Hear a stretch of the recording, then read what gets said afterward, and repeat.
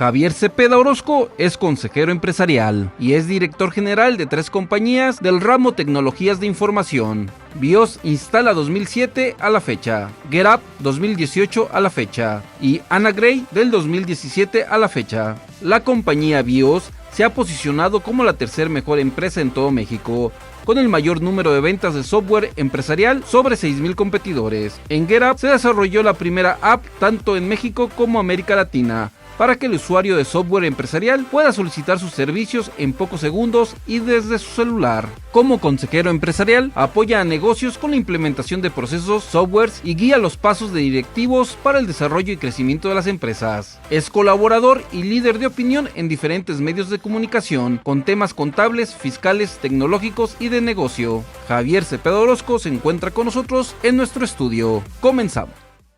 Amigos de Noticel, bienvenidos a una entrevista exclusiva más. Nos encontramos con Javier Cepeda Orozco, consejero empresarial. Bienvenido. ¿Qué tal? Muy buen día, gusto en saludarte. Bueno, primer lugar, ¿cuál es la diferencia entre consultor y consejero empresarial? Y bueno, para la gente que no lo conoce, ¿quién es Javier Cepeda? Bueno, la diferencia entre un consejero empresarial, un consejero independiente y un consultor radica en que los consejeros independientes tenemos una certificación precisamente ante el Instituto Mexicano de Mejores Prácticas Corporativas. Y somos personas, somos figuras que pueden ser contratadas por las empresas que tienen gobierno corporativo para poder formar parte de su consejo de administración y así poder ayudar en guiar los pasos para que la empresa sea más eficiente, rentable y pueda trascender. O sea, la realidad es que es una responsabilidad legalmente constituida bastante grande, porque incluso una buena decisión o mala decisión que un consejero independiente pueda tomar puede radicar hasta en repercusiones legales y de patrimonio. O sea, entonces, es una enorme responsabilidad la que tenemos nosotros como consejeros independientes al formar parte de los gobiernos corporativos. Y el consejero empresarial es la misma figura, nada más que en un contexto no legal, que busca que las empresas que no tienen gobierno corporativo también tengan acceso a este tipo de servicios de personas como un servidor que puede apoyarlos en su desarrollo, en su crecimiento, para que las empresas de cierta manera puedan seguir trascendiendo. O sea, recordemos que en México la figura del pequeño empresario pues se ha tornado muchas veces como un autoempleo.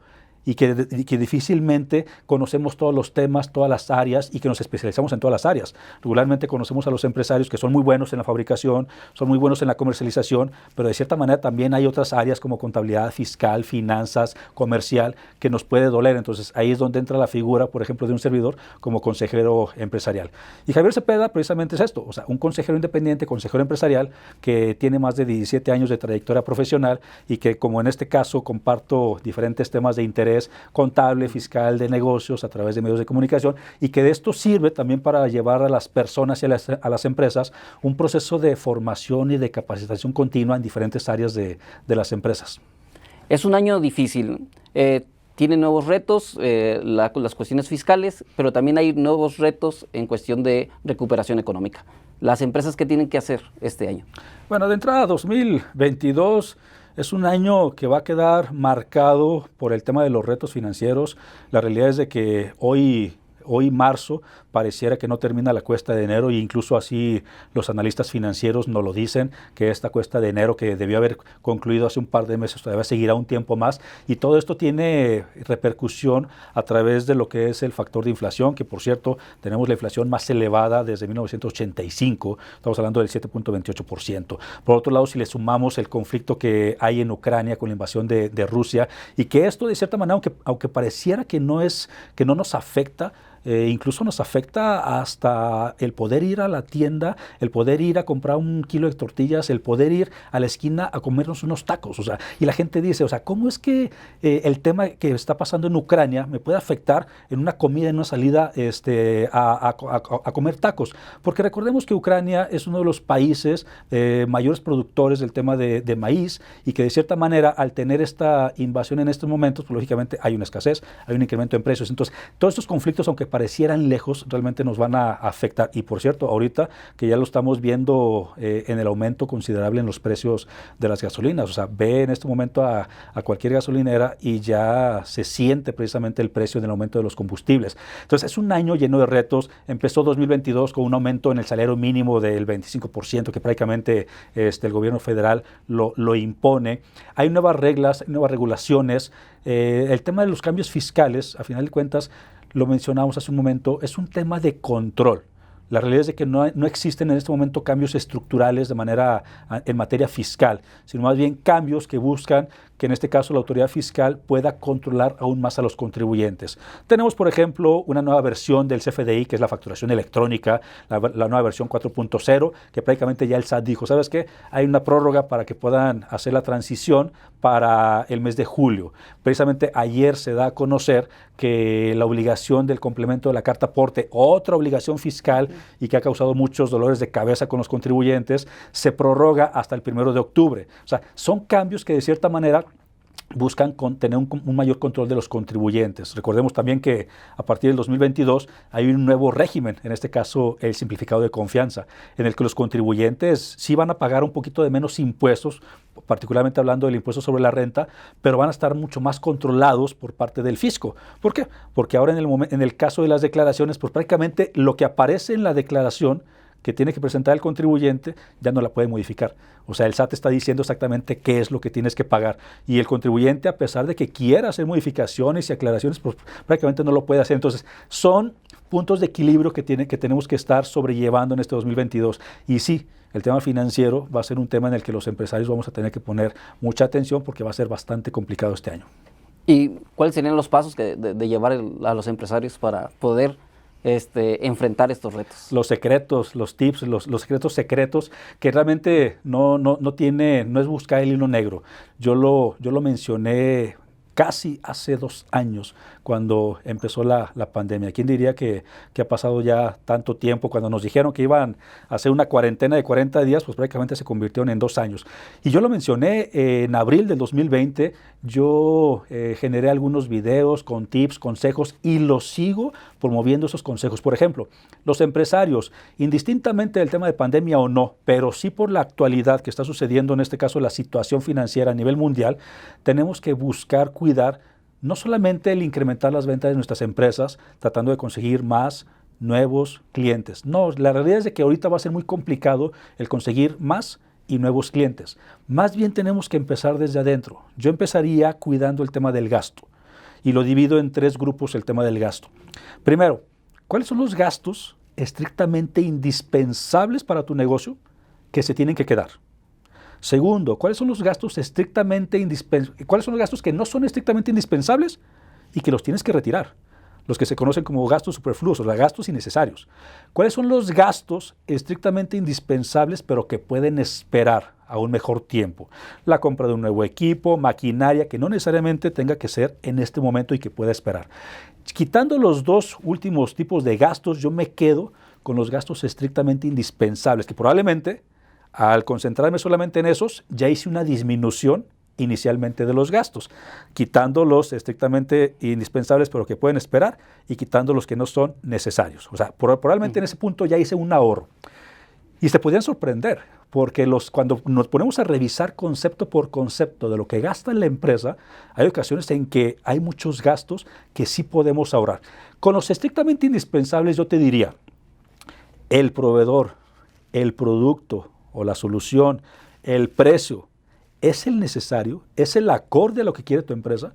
Y te pongo un ejemplo que yo hice hace un par de años, sin hablar de marcas, pero regularmente las empresas, cuando contratamos las líneas telefónicas, nos vamos por las 2 empresas más grandes, más importantes y las más viejas de nuestro país. Y contratamos la línea telefónica. Si es una empresa que tiene varios domicilios, varias sucursales, varias líneas telefónicas, lógicamente, a mayor cantidad de líneas telefónicas, mayor es el gasto. Lo que hice yo en el 2020 fue, este proveedor, la solución que me da y el costo es necesario. ¿Necesito el teléfono? Sí lo necesito, porque es parte preponderante para mi actividad de generación de ventas. Pero cuando yo revisé las cuentas, yo dije, esta cantidad es muy elevada. No hay algo en el mercado que pueda ser más económico y que me pueda dar mejores resultados. Y me puse a investigar. a revisar, y es parte de lo que los empresarios tendríamos que hacer, buscar alternativas, soluciones.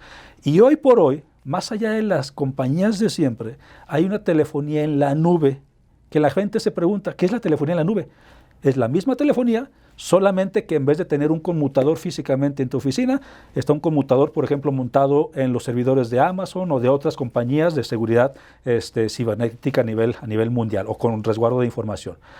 Y me di cuenta que la solución, el precio, los beneficios eran muchos mejores de los que tenía anteriormente y decidí hacer el cambio. Tan transparente y me ahorré en promedio el 70%. Entonces, si te vas concepto por concepto, te lo puedo firmar que vas a encontrar la manera de ahorrar dinero. Y esos miles de pesos que te vas a ahorrar, de entrada te van a poder servir para amortiguar los meses siguientes. ¿Qué sucedió en el 2020? Teníamos un gasto de 100 pesos. Si me pongo a revisar los conceptos y lo disminuyo a 50 o a 60 pesos, automáticamente tengo la capacidad de operar 2 meses en vez de 1. Y en aquel tiempo recordemos que cuando la gente estaba literal guardada en casa y que no había ventas, no había actividad, no había ingresos, pero que sí había gastos, que sí teníamos compromisos, que sí teníamos nóminas, que incluso el gobierno nos dijo, espérame, en vez de ponerte emergencia sanitaria, te le pongo contingencia sanitaria. Y legalmente eso cambió la obligación del patrón de pagar el 100% de las nóminas de los trabajadores, que también recordemos que a final de cuentas mucho del tema del gobierno federal es no empujar el apoyo hacia los empresarios. Entonces, en ese 2020 sí era muy complicado decir, híjole, no tengo ingresos, pero sí tengo el compromiso del gasto. Y cuando disminuías el gasto, podías estirar un poco más a poder cubrir 2 o 3 meses de operación. Entonces, de entrada, es la principal recomendación que tendría que darle a los empresarios. Revisemos el gasto, que sea estrictamente indispensable. Y si es estrictamente indispensable, todavía incluso te puedo asegurar que lo pueden disminuir. Es un buen año para emprender y las personas que ya emprendieron, pues, ¿qué tendrían que hacer para seguir subsistiendo? Más allá de que sea un buen año para emprender, porque todos los años son buenos para emprender, o sea, la realidad es de que si yo me pongo a pensar cuál es el mejor año para emprender, nunca lo voy a hacer. Esa es una realidad. Si yo pongo a revisar que si la situación de Europa, que si la situación de China, que si la situación de México, que si nos caemos bien con el vecino, si me pongo a pensar en esas situaciones, probablemente nunca voy a emprender, porque acabamos de salir de una pandemia y estamos entrando a lo que se conoce como una guerra. Entonces, literal, las situaciones no dejarán de existir. Entonces, todos los años son buenos para emprender. Todo depende de la capacidad y de las ganas que tenga la persona. Pero este año, particularmente hablando, sería un buen año para invertir. Hay quienes estamos acostumbrados a ahorrar. Y yo puedo tener mi dinero ahorrado en el banco de aquí de enfrente y prácticamente el rendimiento que me va a dar es nulo, así de plano. O sea, ¿cuánto dan de rendimiento los bancos? ¿Qué te gusta? 3, 4, 5% ya libre de impuestos de manera anualizada.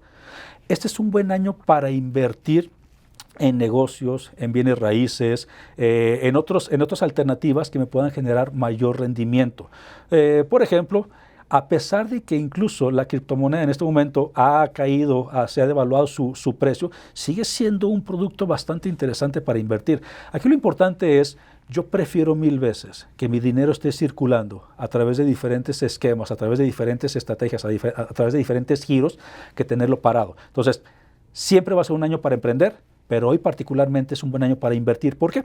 Precisamente porque hay un temor, precisamente porque hay escasez de dinero, precisamente porque la gente dice, ¿sabes qué? Guardo mi dinero para un mejor momento. Y entonces los que nos atrevemos a invertir ahorita, a pesar de los miedos, a pesar de los riesgos, muy probablemente vamos a salir beneficiados, precisamente porque la mayoría no está invirtiendo. ¿Y cómo los emprendedores pueden hacer mercadotecnia sin ser mercadólogos? Imagínate que sin ser mercadólogo yo puedo generar un mayor número de ventas en mi empresa partiendo de generar fidelidad con mis clientes. Tengo poco más de 15 años como empresario. He tenido la fortuna de haber implementado en más de 5,000 empresas y con más de 14,000 clientes algún tipo de negocio. Tengo la fortuna en este momento de ser consejero independiente, consejero empresarial y de poder conocer diferentes giros, diferentes tipos de pensamientos, de filosofías, ideales. Y hay algo muy particular en el que coincido en todos los negocios.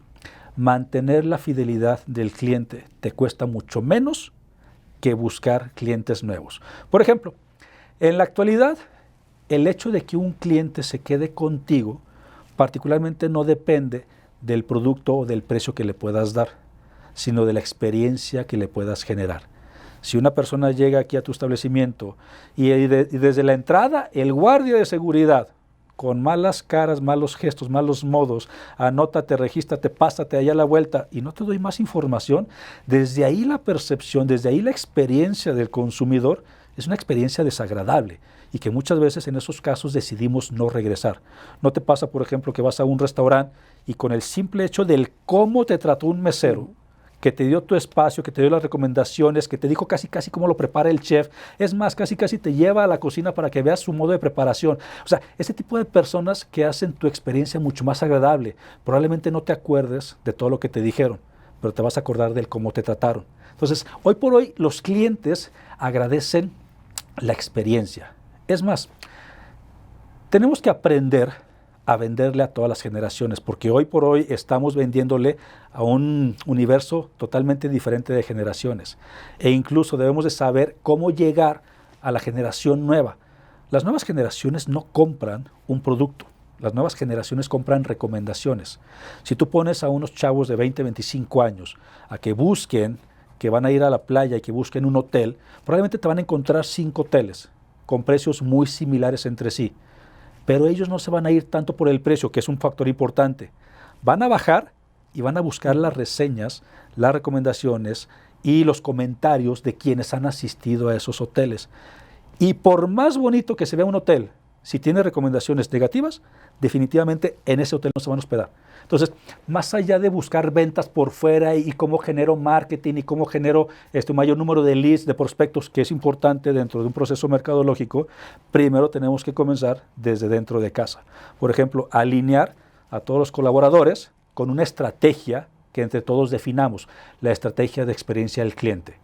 No por el hecho de que yo no sea el vendedor directamente, probablemente soy el administrador, o soy el facturista, o soy el de compras, y yo te doy un servicio interno, un servicio a mis compañeros, que ese servicio se va a ver traducido en el servicio que el vendedor le va a dar al consumidor o al cliente. Entonces, la experiencia del cliente va a irse ratificando en cómo nosotros de manera interna generamos precisamente esa estrategia y cómo nos alineamos a esa estrategia para generar una experiencia del cliente.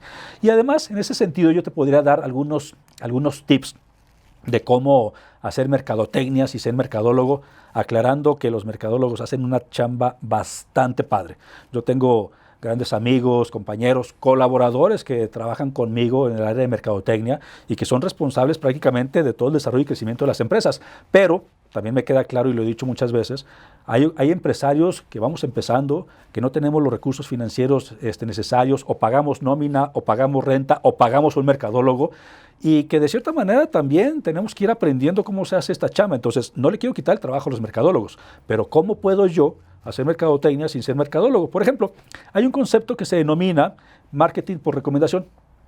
La persona que vino a tu establecimiento, que se llevó una buena experiencia, que se fue satisfecho, que se fue contento por la información o el cómo lo atendiste, antes de que se vaya, ¿por qué no solicitarle que ponga una reseña, unos comentarios en tu fanpage, en tu página de internet?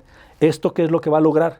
Precisamente que otras personas que estén buscando un producto o servicio similar al que tú ofreces puedan tener acceso a esa información, a esas reseñas, a esas recomendaciones. Y si eres de los proveedores del medio con mayor número de recomendaciones positivas, indistintamente, casi con los ojos cerrados, a ti es a quien van a comprar. Entonces, podemos hacer varias cosas, varios juegos dentro de casa para poder hacer mercadotecnia. ¿Dónde pueden contactarlo? Usted tiene varias redes sociales, pero por ejemplo, la gente que quiere saber más tips, ¿dónde puede contactarlo? Mira, en todas mis redes sociales me encuentran como @JavierCepedaOro, pero particularmente me encantaría que me sigan en Twitter, @JavierCepedaOro. Ahí comparto mucha información, tips, consejos de diferentes temas contables, fiscales, de negocio. Ahí comparto incluso experiencias que llevo a la práctica con las empresas donde soy consejero independiente o consejero empresarial. Y en mi página de internet, www.javiercepeda.com.mx. www.javiercepeda.com.mx. Ahí van a ver toda la información, todo lo que compartimos en diferentes temas de interés, todas las publicaciones que tenemos en medios de comunicación, todo lo que de cierta manera brindamos para que las personas puedan ser mucho más productivas dentro de sus empresas. Y si lo quieren contratar, si me quieren contratar directamente en mi WhatsApp, 3314 56 6526. 3314 56 6526. Con todo gusto mándenme un WhatsApp y alguien se va a poner en contacto con ustedes para poder gestionar un análisis. bueno, por último, un mensaje que le quiera dar a los seguidores de Noticel.mx, pues una recomendación o simplemente pues un mensaje que le quiera dar. A todos mis amigos de Noticel, la actualización y capacitación continua siempre es preponderante para el desarrollo y crecimiento profesional. La gente en ocasiones me dice, ¿cómo sabes tanto? La verdad es de que no sé mucho. Más bien me gusta aprender mucho, me gusta estudiar mucho. Y lo decía hace unos días, hay una página poderosísima que te brinda toda la información que puedas buscar, google.com. Si quieres conocer de finanzas, de contabilidad, mercadotecnia, recetas, a mí me encanta incursionar en nuevos temas, incluso hasta en la cocina me meto. La realidad es de que no sé todo, pero me gusta aprender mucho. Entonces, la principal recomendación que yo les doy a todos, independientemente que sean empresarios, empleados o a lo que te dediques, es la constante actualización, el aprender, el conocer e incluso el que puedas tener mayores temas de conversación. Ahorita podemos estar platicando de mercadotecnia y a la vuelta podemos estar platicando de contabilidad, de fiscal, lo que está pasando en Ucrania. El chiste es informarnos de todos los medios oficiales, de la información que podamos tener a nuestro alcance y que nos sirva para el desarrollo profesional. En lo personal, prefiero capacitarme que estar viendo series en algunas plataformas. Pues muchísimas gracias, ingeniero. Al contrario, muchas gracias a ti, a todos ustedes. Y muchas gracias también a ustedes. Y recuerden, manténganse bien informados en Noticel.mx y en todas nuestras redes sociales.